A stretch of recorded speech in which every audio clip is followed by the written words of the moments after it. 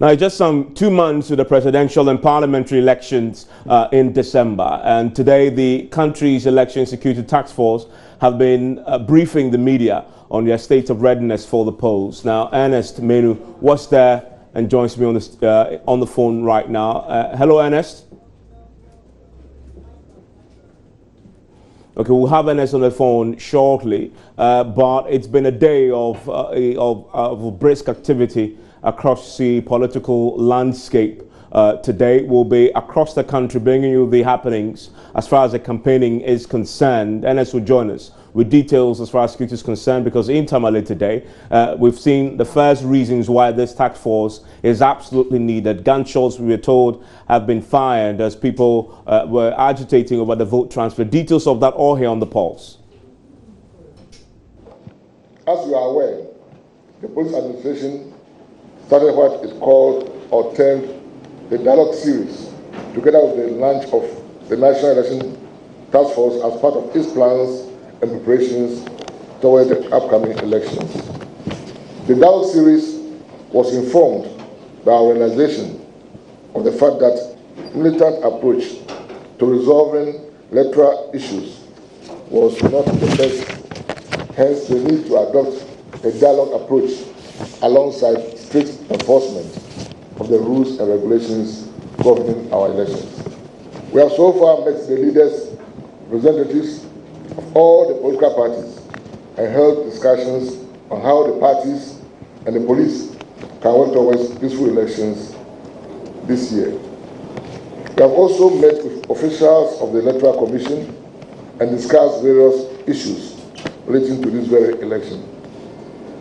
A successful National Police Command Conference was held on 24th June 2016 under the theme Safeguarding Our Democracy, Safe and Secure Environment before, during and after elections 2016. The purpose of this meeting is to discuss the preparations made so far by the National Election Task Force towards the upcoming December elections. It is my conviction that the police and the task force are leaving no stone unturned in our bid to secure the election.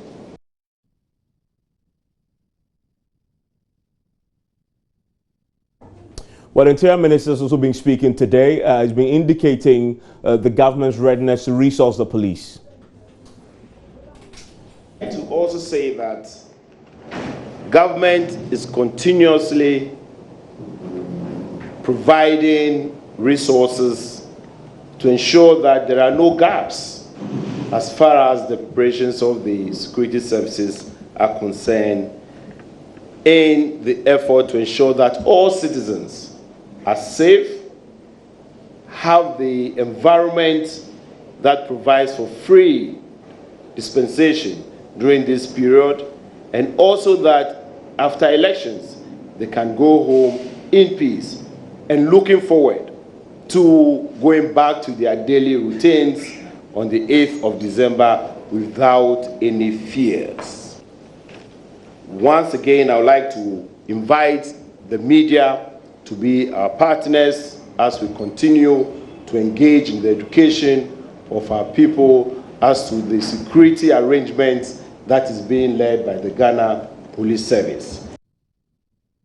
Well, today's briefing by the task force has come at an opportune time, just in time for, the discussions around security when it comes to elections to take forefront, especially in Tamale, where we've seen today exchange of gunshots over electoral commission's activities as far as the vote transfer is concerned. Aman Hashmin has been on the ground today in the midst of the chaos. Joins us on the telephone line right now. Hashmin, what happened? Well, what happened this morning was that some group of students from the University for Development Studies came in their numbers to transfer their votes. And in the midst of the transfer, the political parties, both the NDC and MPP, suspected that these students have been passed to Tamale to be registered. Whilst the NDC believes that these are people who have been brought from the Ashanti region, the MPP were also throwing the accusation back, saying that these are students from the the Volta region, and this triggered the violence that took place at the Electoral Commission's office here in Tamale. When you say the violence, what precisely happened? Well, some of the students for a moment had to run away because they were threatened with machetes, and then later on there were some gunshots. It is difficult to point out where the gunshots were coming from, because the two political parties have been accusing each other of being behind the gunshots. But as we speak now, a combined team of military and police personnel have taken over the office, and the exercise has ended abruptly. I see. And so the queues that we saw earlier in the day has all disappeared? Well, all the queues, there are no people there at the office at the moment. If you go there, you can only see the security there.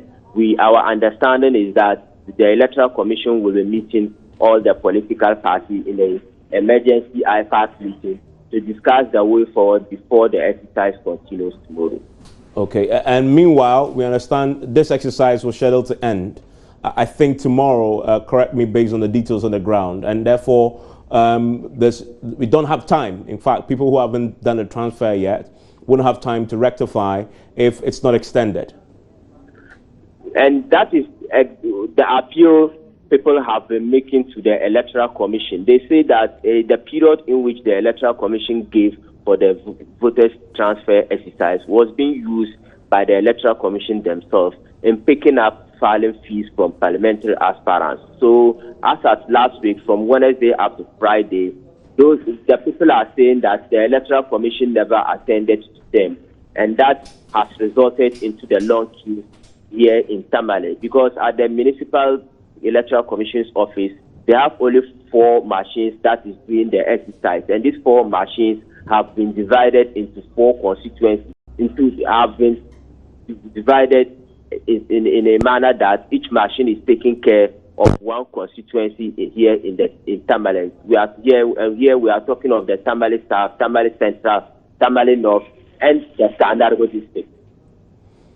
Do we know if there have been any arrests following today's violence? Well, no arrest was made, but the police say they are investigating into the issue. They have received complaints from the political parties, and they say they will institute an investigation.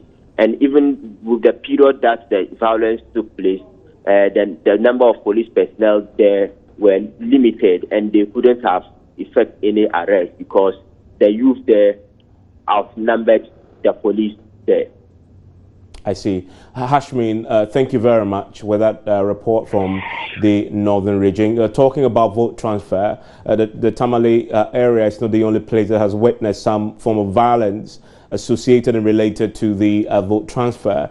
We've just been joined on the telephone line by Eric Boafo, who has another report of similar chaos. Eric, thank you for joining us on the pause. Where are you and what happened?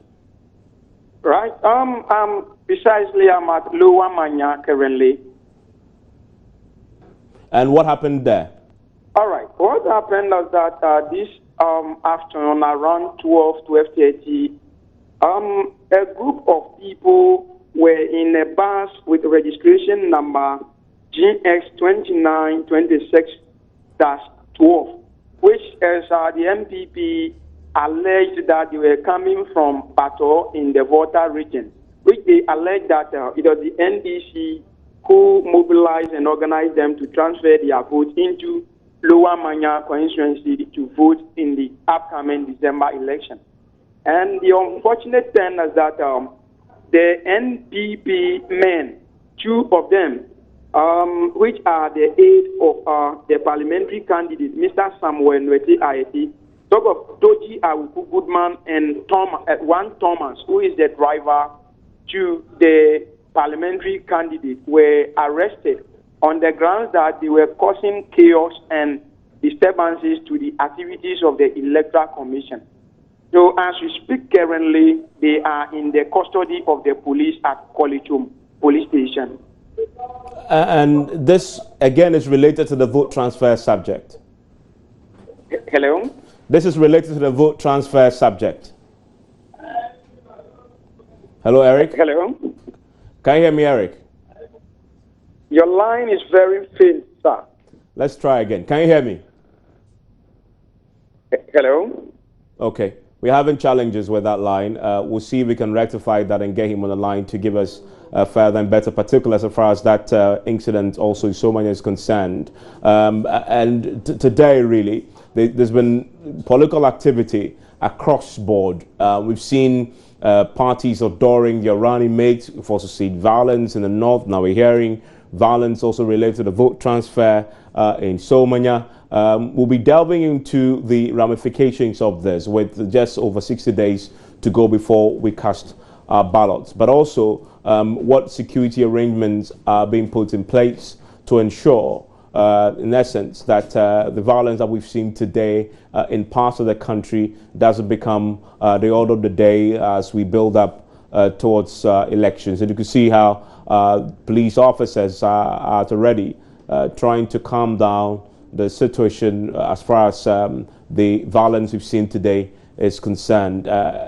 My colleague Ernest today had been following the story relating to the police and assurances being given and the task force put in place to check violence during, before, and after the elections. He joins me in the studio now with details. So specifically though, they talk about flashpoints. Exactly. Where are these flashpoints? So the Electoral Commission initially told us we have about 85 flashpoints. Now today at the news briefing, we do know that it's scaled up to 94. What the police have done is to inculcate that into their 5,003 flashpoints they have identified, and so they have mapped up some strategy that they are keeping close to their chest. It wasn't open to the media, but they definitely have a plan on dealing with it. What they have also done, they did actually at this press briefing, was a threat analysis that was done by COP Teteyonu, who is the Director of Operations. Now he says the number one threat has to do with the legal arms we have in the system.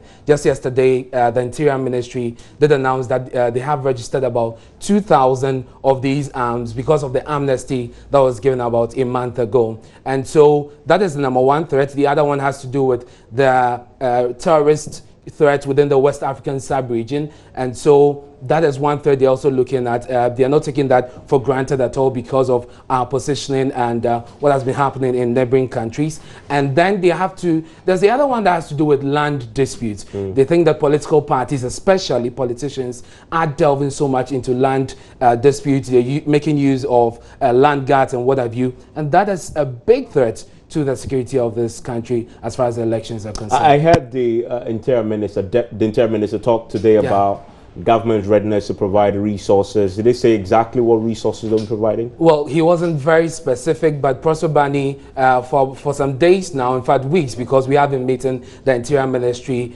and he has been saying that government is ready. They, as far as they're concerned, they have provided the security officials, agencies with what they need to prepare for this election, and they're ready to give out anything, any extra demand that they will make, just to make sure that we secure a peaceful election come December 7. Okay, and this is a meeting of both the Interior Ministry and the police. Exactly. I see the pictures of, there were a lot of police officers there though. What was the point of that? Was it a show of force or? So this was the task force. This was the election, 2016 election task force, and it comprises of all the security agencies from the immigration to the police itself, the CID, the various quarters of the police and their divisions. And so it's just to bring everything together and have a holistic view of what the security is like going into the election. And that is what they have done. As far as the IGP is concerned, they are very much ready. Of course, there are a few things they need to put in place just to make sure that we are not caught off guard, but they are ready for the 2016 elections. Thank you very much, Ernest, bringing us that update as far as the police security arrangements and the task force is concerned. And now let's stay with politics. And as you can imagine, we're building up to the elections, and so it's a flurry of activity right now. Let's talk about running mates, because some of the key political parties have been adoring the running mates today. The CP, the Convention People's Party's presidential candidate, Ivor Greenstreet, has been in the news today, generated controversy with some members of the CPP Youth League questioning his membership. But today at the ceremony, to officially outdoor him as a running mate for the party. Nana Gabi Nsia Nketia has been touting his association with the CPP and says he is a beneficiary of Kwame Nkrumah's ideology. I'm a beneficiary of Kwame Nkrumah's ideology. When I was a young man, I joined the boys' company and I won a scholarship introduced by Kwame Nkrumah, and I went and studied engineering abroad. When I came back, I served in the army. The Minister of Defense, Kofi Bako, was my friend. I mean, Kofi Bako's father. He loved me. He even bought me a set of musical instruments. And all this, you are asking me whether I'm CPP or whatever. So please, Paul Swansea, Kachibensi, Didi Bafu, Kwakwakwe, Eric Hema, I can call you all the CPP others name by heart. So please, stop it there. I am with CPP. Everybody at one time was CPP in Ghana here. Remember? Yes, yes.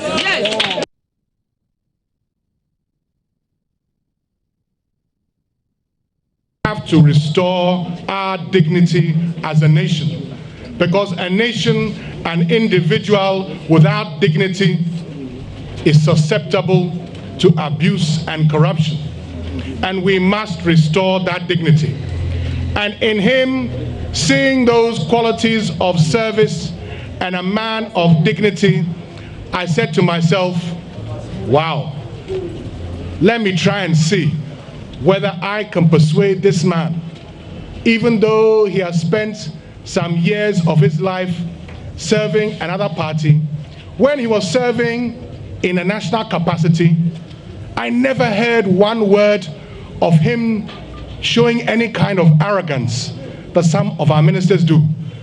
Never heard one word of any iota of corruption allegation. Never heard one word of him being involved in any kind of activity which we are seeing so often today in our body politic. And so I went to him, I knelt before him, and I said, Father, humility. I am a young man. I need somebody who understands how government works. I need somebody who understands how to interrelate with other human beings. I need somebody with the capacity for hard work. I need somebody who understands the problem that the ordinary Ghanaian faces. Well, let's scrutinize that choice a bit more. We're joined in the studio by Ernesto Ibua. He's the suspended youth organizer of the CPP. Mr. Ibua, thank you for joining us on the Pulse. Do you know this gentleman who has become your party's running mate? Well, thank you very much, and very happy to be here. Never known him. You haven't met him before? Never. I mean, how so? I mean, because he's not a member of the Convention People's Party. It's as simple as that. There's a party's constitution say you need to be a member to become a running mate? Most certainly. And if you look at Article 97 of the party's constitution, the requirement for a vice presidential candidate are all outlined. In fact, if you go on to Article 80 of the party's constitution, all of these are outlined, and that indeed the running mate should have been a card-bearing member of the party and should have held that card for 4 solid years. Unfortunately, this man doesn't meet that criteria, and I'm surprised how the oldest political party in our country would arrive at such a conclusion of approving an individual who they know very little about. What's the process for appointing a running mate in your party? Well, institutional, intelligence obviously tells you that whoever should become the running mate of the party, you should know the person thoroughly and be able to gauge, and so that at least you are not surprised. This man surprised all of us by his utterances in the media, still holding on to his MPP membership and all of that, and insisting that he is not a member of the Convention People's Party. Today, this same character turns around on his outdooring to say that he's been a member of the Convention People's Party. I mean, you have him on record saying he's a member of the CPP? Yes. I mean, on many of the media platforms. I don't want to seem to be promoting any one of them here. But I mean, this is public knowledge that this man is on public record to have said that he is not a member of the Convention People's Party. In fact, on your own multimedia, Asempa, I mean, he told the host that he only came in to help the flag bearer. He was not asked to join the party. So on his outdooring, he turns around to say that he's been a member of the Convention People's Party. I find that very dishonest. In most parties, when the flag bearer comes with a short list of names, it goes to the National Executive Committee. They consider it, and then it goes to a bigger body, the council, in most which is a huge body of other party members drawn from other regions. Then the names are considered. Before then it's endorsed, and then it's outdoored. Is that what happened in this case?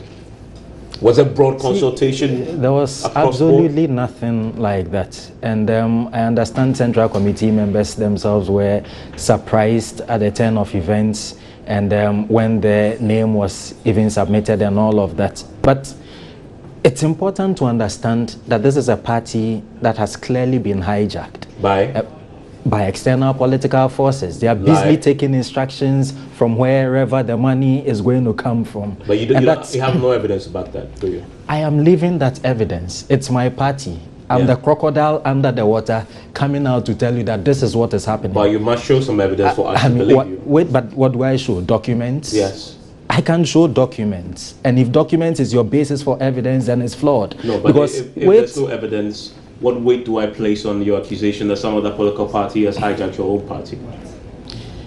Now, look at the actions of my party and tell me this is an independent-minded political party. I mean, the Youth League of the party, exactly 3 weeks after the election of our flag bearer, decided to present a proposal for 2 million votes. This document was presented to the flag bearer, one to the national chairman and leader, and the other to the central committee, where you have all the regional chairmen, their reps, and all chairmen of committees and all of that. Do you know what happened? This leadership decided to kick against the 2 million vote proposal by the Youth League. So what is a political party if it is not looking for votes? And you have senior members of the leadership who ended up saying that, I mean, are we going to force Ghanaians to vote for CPP or what? Are we going to catch human beings from the skies to come and vote for the Convention People's Party? You have the director of contradictions who goes on public radio and tells the people of Ghana that the Youth League of the party are a bunch of dying cockroaches. I mean, what does this tell you? Is this I mean, evidence of a party that is independent, a party that is, sincere and really want to seize political power in this country, or even to produce the next alternative? Ghana's voting population is, about between 60% and 65%. So, I'm talking about the youth demography. The same applies to our party. Many of the chairmen of our party are young people. Many of the executives across the regions are young people. So a 73-year-old, especially when, he's not known, he's done absolutely nothing in terms of the forward march of the party, it's not an enthusiastic choice. So one would expect that, well, in spite of that, maybe other things might come to complement the ticket. And then he goes out there in the public domain, ridiculing all of us and making the point that he's a card-bearing member of the company. This running mate was the sole choice made by your presidential candidate. And but that is what it was. That is what it was. Members of the Central Committee only got to know of his choice on the day of the Central Committee meeting. But your constitution gives him the right to make a choice, doesn't it? It doesn't. To select a person. It doesn't. Even because after all, he must work with the person. Yes, but even by convention. Of course, he must. Even me, I chose my own deputies and then presented them before Central Committee. But even before that, the names were presented to the leadership of the party. When I say the leadership, the elected leadership. But you say you brought the names to the Central Committee, do you know? Yes, but on the day of the Central Committee. And what did the Central Committee say to it? They didn't know him, but they approved it by some, I don't know, of surprise or something. they ended up choosing him. Yeah, Because so that was the day the Electoral Commission was almost about closing nomination and all of that. So it all happened under very questionable circumstances. And members of the party are not happy about this. It's not just the youth. So what do you intend to do about it? This is a done deal. This has been put on the shelf now. We're going to vote for him. Well, ours is to make sure that we protest it. Ours is to define a new way of politics, a politics of sincerity, a politics that allows all of us to speak the truth, no matter how painful or difficult or uncomfortable it makes anybody feel. A politics that allows the brains to be used. They would keep telling you about this democratic centralism, etc. I'm happy they say democratic centralism and not democratic zombieism. We are not zombies. So you don't deal with us like that. And especially when we have a constitution, the only reason why we probably may feel safe in the party and feel that one way or the other we are all equal is simply because of the constitution. So if you are not ready to respect the constitution that holds all of us in check, then exactly what are you communicating to the rest of the general public? That if you get to hold the affairs of this nation and begin to run, things in this country, it simply means that what, you are not going to respect the constitution of the state? Some in your party will tell you that Mr. Nestor Yeboah is saying this now because of Sir Grace. He's bitter, he's been kicked out of the party, he's suspended, and therefore anything he can do to paint the party black, and it's particularly the presidential candidate, that's exactly what you would do, and that's what you're doing now. This is the height of ignorance, to say the least. Because the issues we are discussing are national issues. So when you seek to reduce it to, personalities, it takes away from the national debate. They are party issues, not national issues. But these are national issues. They're party issues. This man, it's not particularly a CPP issue, and that's a mistake I don't want us to make. And especially for young people watching, us right now. We are obviously being suppressed in this country by the elder or adult leadership. That makes us feel that because we are young, we obviously have no brains in our heads, and therefore we have nothing to contribute to the national discourse.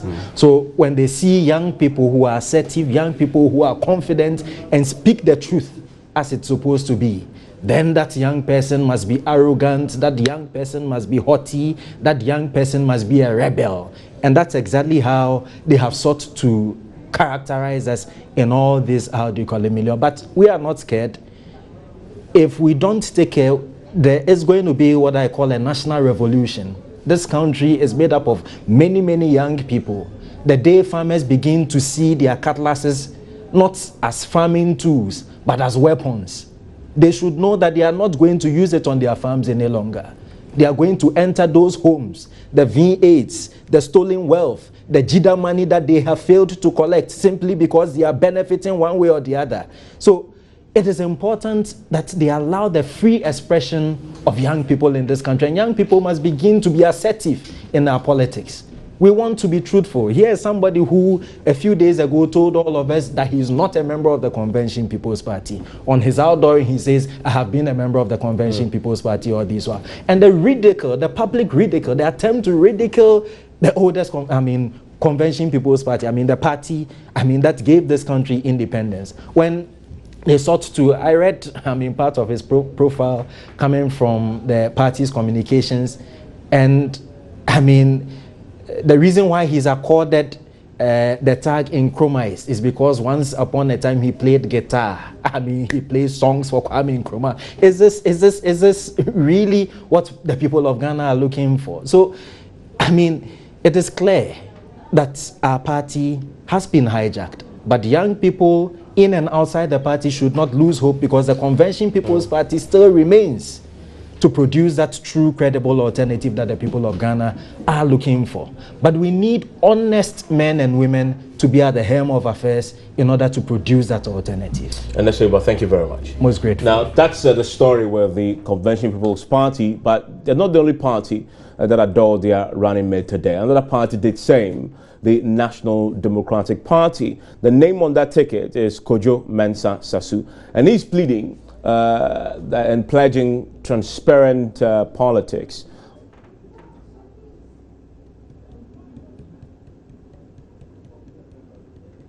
In governance and to serve the people of this country, Ghana. We say we believe in the people.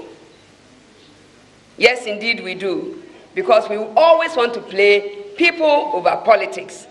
We are not like those people who prefer to politic everything, but people are suffering, the people are hungry, people are dying because they can't get medical care, and yet they say they are transforming lives and changing lives.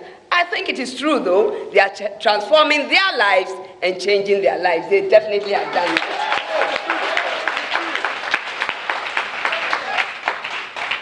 For us in the NDP, the people come first. It is the people who matter. Always the people. No individual but the people. So I am here to introduce our running mate, a self-made man, in many respects, I'll say, in education, in business, in sports, in social skills, in life skills. Yes, indeed, we have a capable gentleman who is married with 5 children, 4 boys. Okay, 4 boys and 1 girl. Anybody who has boys is a strong person, in the sense that to bring up boys is not easy. Now, this gentleman is called Mr. Kojo Mensah Sosu. He has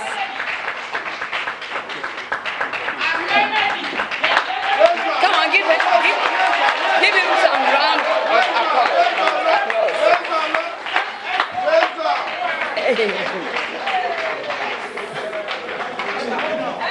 He has key skills that you will find on his CV. He has certain abilities. He has certain experiences that it will be interesting to read from our website. Now, he has a lot of experience in employment. He has his own business. He has a good history in the employment business. He is a co-founder in many businesses. But most importantly, I would like to say that he is a team player. He is a team leader in some football clubs. He has done a lot, not for himself alone, but for his society. So today I stand here and introduce our flag bearer, Mr. Kwame. Kojo, sorry, he's like me, Kojo Mensah Sosu. Please, can I have your hand, please?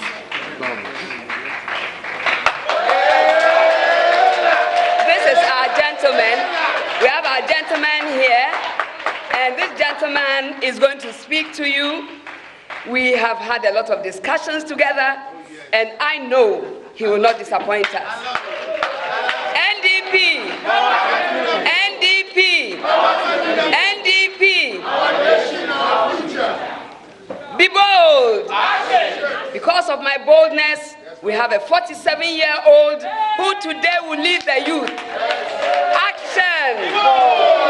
Be bold. Thank you very much. So that's the running mate outdooring for the NDP. My man, Elton Broby, was there for us, joins us in the studio now. So who is this gentleman exactly? Well, what we've been told by the leadership of the NDP is that he is 47 years old. He's an entrepreneur, a finance person. He's been involved in his own business. He's also into the recruitment of people for companies, more like a recruitment agency that he set up, that he's helped to get job for so many young people. He's also a football administrator, 47, married with 5 kids, 4 boys, and then 1 girl. So basically, in the last hour, that's what I've been doing, trying to get more information. And I noticed you've been struggling to get anything. Unsuccessful. But she says, the President Kande says that they have details of that on their website. I've been trying to even locate the website. It's a difficulty. Exactly, that's what they said. I mean, a question was put to them at when they will put together their manifesto, and we've been told to look for the manifesto tomorrow on their website. And that's what I've been doing the last hour, trying to get information about this Kojo Mensah Sosu, the NDP party as well. I've been very unsuccessful so far in my findings. So, well, we had the clapping, etc. in it, but at some point, it appears that Nakunde Rawlings herself was a bit confused about the man's name, and you know, the reaction was a bit lukewarm. What sort of atmosphere did you witness there, and how did they receive it? Well, you know, having participated in a lot of political programs, having attended a lot of political activities, I must say that this was not, well, for my own estimation, was not well organized. First of all, last night we were told to go to the Fiesta Royale. So this morning I went there. I was told by workers there that there was no such thing happening. Later, I got to know that the venue had been changed to the Alisa Hotel. Now, when I got to the Alisa Hotel before 10 a.m., there was nobody on site. Even the Alisa Hotel workers were also not sure whether such program was on the table, because they actually directed me to look at the table of events happening and it wasn't today, and there was nothing like NDP program. Later on, some NDP supporters came through. They themselves were left in a confused state because they didn't know what to do. Some had to go to the flag bearers home, which is actually not far from Alisa Hotel. 1 hour later, then the Alisa Hotel management came to tell us that finally they've been able to allocate them a room so the program would come on. And then around midday, the flag bearer Nana Mensah Rawlings, together with some leading members of the party, came in, and then the program started before 1 p.m. It lasted for like 15 minutes because it was supposed to be a very short event, just to outdoor their running mates. And I mean, after the initial presentations by the national youth leader, the national chair, Nana Rawlings, the man was given the opportunity to respond. What did he say? He accepted. I mean, talking about the fact that the NDP will work to, address issues responsible for the marginalization of women, children. They also try to give meaning to the NDC mantra of probity, accountability, and transparency. And for them, because he's coming from the Volta region, it's about time the people of the Volta region look beyond the NDC in terms of voting. Remember, he's coming from Keita in the Volta region, and I'm told that that was one of the key factors in deciding. And I'm almost surprised because the last time the ballot box was in the Volta region, driving through the region to the whole central, whole west, you see a lot of NDP pictures there. And I was just inquiring from the locals, is it that the NDP has a strong foothold here? And they said, well, no, they want to play on the back of Rawlings's, origins from the region. And that's why they seem to have a lot of posters around, and maybe this is just one of those strategies focusing on the region, because they know that if you go to Rawlings with Rawlings' background from there, and then you have a vice president candidate who also comes from there, maybe you can break the back of the NDC. It could always be a strategy just to reduce NDC votes in the Volta region. And actually, one of the reasons why they decided on this particular gentleman, because of his role in youth development in the region, the fact that he is a football administrator, he's well known within the Keita and the Volta region, as a whole. So that was one of the reasons why they decided to settle on him. And they are of the view that because the Volta region has yet to witness a kind of development that they've been promised in the past, and the fact that since 1992 they've always voted for the NDC, and they are yet to get that in terms of corresponding effect, it will be time for them to now look beyond the NDC, and he will focus more of his campaign in the Volta region. The NDC is targeting to do what? To raise their vote, the level of their voting numbers to 1 million in the Volta region. Now, he says that what he'll be seeking to do, and clearly you can tell from the way they are responding to issues regarding the NDC that they are bent on ensuring that the NDC is not re-elected in the 2016 election. So he will concentrate more in the voter region with the aim of reducing the NDC's numbers. If that should happen, you know, the biggest beneficiary will be the MPP in this case. Yeah. So that is what he will be doing from now to December, when, you know, Ghanaians are given the opportunity we'll to have vote. to subject that to some more analysis, but we can listen to the man himself speaking today when he was adored. For example, 400 cities home, for example, per month, right? You expect to then perform magic to be able to live, right? I mean, these are the sort of things that we want to take a look at when we get a mantle. Yeah. But you come from a region which since 1992 consistently they voted for the NDC. How are you hoping to change this voting pattern in the voter region? Well, it's not just about voter region alone. Yes, it's key because that's where I come from. Most often it's all about what they hear is NDC, NDC, and NDC. We all know that. And they need to hear more than NDC. They need to know that this country actually belongs to them and it doesn't belong to one political party. And how are you hoping to change, knowing that you come from the region? Through education. You talk to them.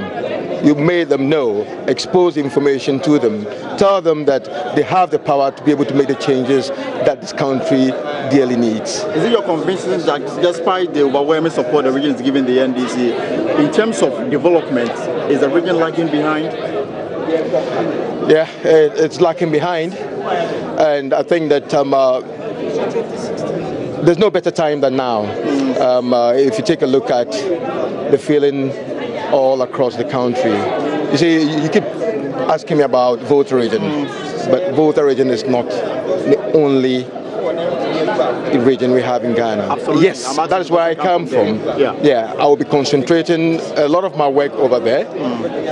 I understand them, so then I would offer to help them, educate them, let them know that, you know, the road to success is not just one. If one is failing you, you take a look at better alternatives. So and that's what the NDP stands for. What's next for you and my role is? I'll take instructions from my boss. Yes. And we expect to see you on the campaign trail across the country? God willing. God willing, I'll be there. And on the 8th of December, when the election is declared, the news should be what? The news should be Nana Kunedu Ajman Rawlings, the President of Ghana, and Kojo Mensah Sosu, the Vice President.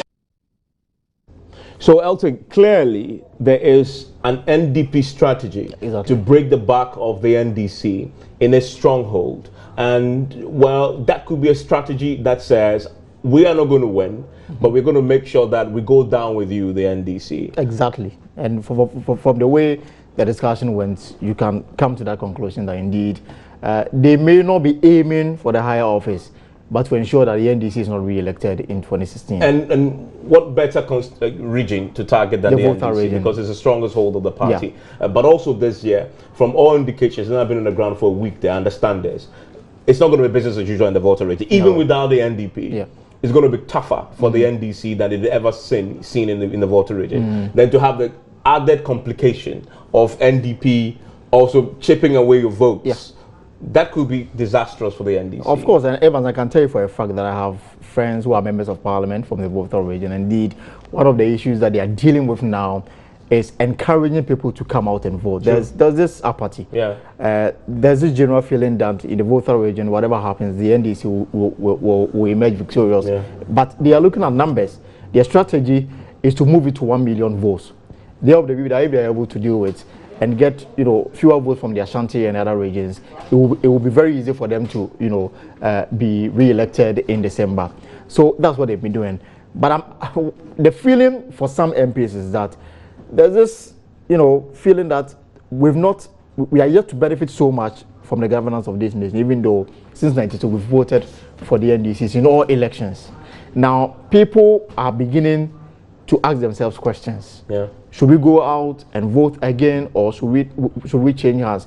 If the MPP is the alternative, it will be very difficult to convince somebody from the voter region, for example, to go and vote for the MPP. That's true, because some say that okay, we may not vote for the MPP. We may also not vote for stay the NDC. away from the NDC. That is and that true. will affect the NDC's. I tell the story of when we were driving to one village in the Volta region, and in the midst of nowhere, bush all surrounding us, we come across a small village, very, very tiny community. We saw this group of young men sitting under a tree playing games under the tree, and we said, okay, let's stop and see if we can interact with them.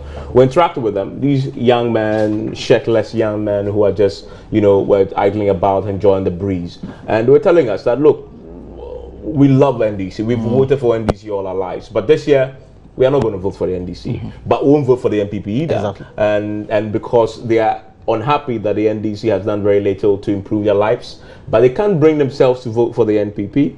But that is to the advantage of the MPP. Yes. I mean, because if the core NDC supporters won't turn out to vote for the NDC, it will have then they can just galvanize their own at the members end of the day to vote for them. I mean, so that's key to watch in the vote. So we'll see how the NDP strategy will work, especially since they've decided to position their running mates in the voter region throughout to campaign. As a matter of fact, we're going to concentrate about 90% of his outing in the voter region. That is the strategy going forward for them. What Nana Akufo-Addo deal with the other regions, and the ultimate aim is to ensure that you reduce the votes that the NDC is expected in December. Yeah, and one of the things that will be interesting to observe in the coming days. 2 days ago, we spoke to the General Secretary of the NDC about the Rawlings factor. And he says, well, Rawlings is essentially too old to campaign. It's to be interesting to see whether Rawlings shows up on any campaign platform to support the wife, or whether he shows up on a platform to support the NDC. I mean, note in 2012, Nana Akufo-Addo was not on the ballot. Yeah. And so, of course, it was easy for him then to, just through. But now it's going to be interesting to see. And once Rawlings gets on the platform, wherever he decides to go will be very significant. And if it does for Nana Akufo-Addo or Rawlings, further in her cup in the Volta region, because that's where Rawlings factor will play very strongly. And it's pretty interesting. Thank you very much, Elting, for that analysis.